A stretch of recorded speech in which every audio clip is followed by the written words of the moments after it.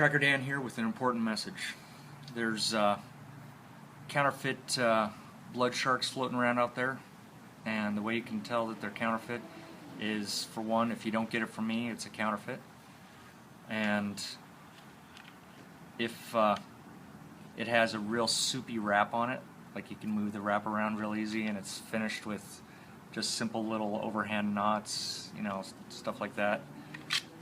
If it doesn't, the wrap doesn't go all the way up to the guard, so you got good finger support, and it doesn't come all the way up to here for your middle finger for thrusting, then it's not done by me.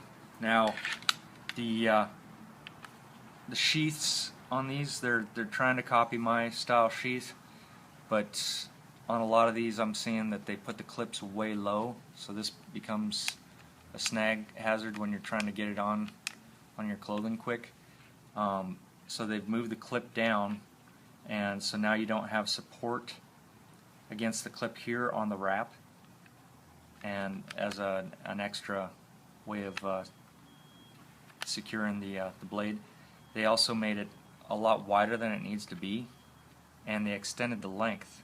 That you throw this in your front pocket, you're adding an extra 1/4 inch plus there that you don't need. And if your pocket isn't deep enough, you're not going to be able to bend your leg with your blade in your front pocket. So they also use like Cerakote on the clip, and the retention is just atrocious. I mean, I designed these sheaths so that you'd have your blade where you need it, when you need it. It's just all soupy, total soup sandwich. And on the blade, they didn't do a swage, so the tip's not going to be as strong as it could be. They did a cliff grind here, which causes a weak spot. If you had to do some serious prying with this blade, that's a weak spot. They also did a convex grind, so it's kind of rounded like an apple seed. It saves on grinding time, and it's great for axes when you got to chop into hard knots and stuff. No reason to do it on a blade that you need to be sharp for doing good cutting and being able to pierce easily.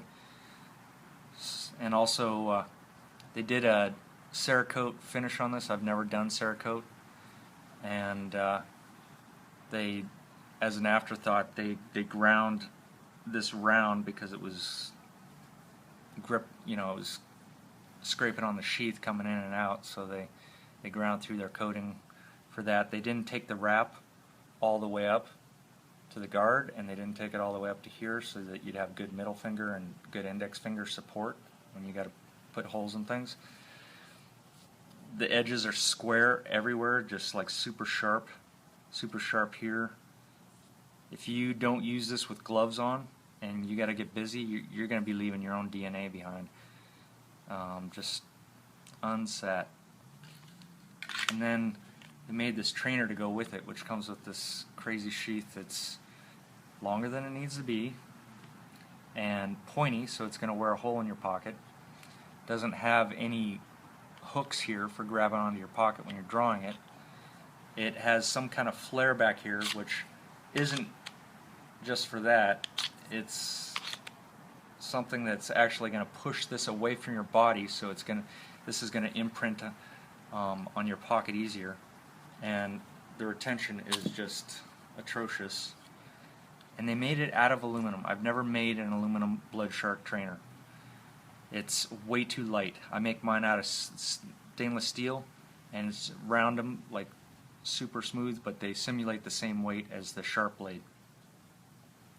This one has super sharp edges on it, which are going to do a lot of damage to your training partner.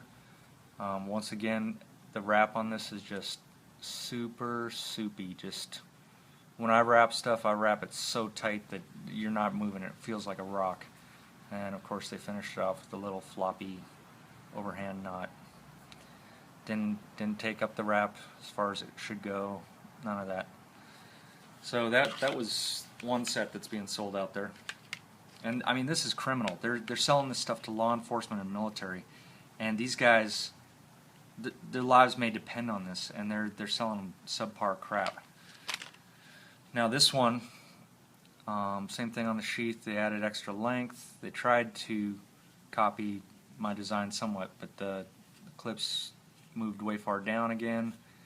And this one, you can only put it in one direction. It's not even made to go ambidextrous, which is the whole reason I designed the sheath. Was in the dark I could put it away without having to worry which way the edge was facing, so I can get my gun back online.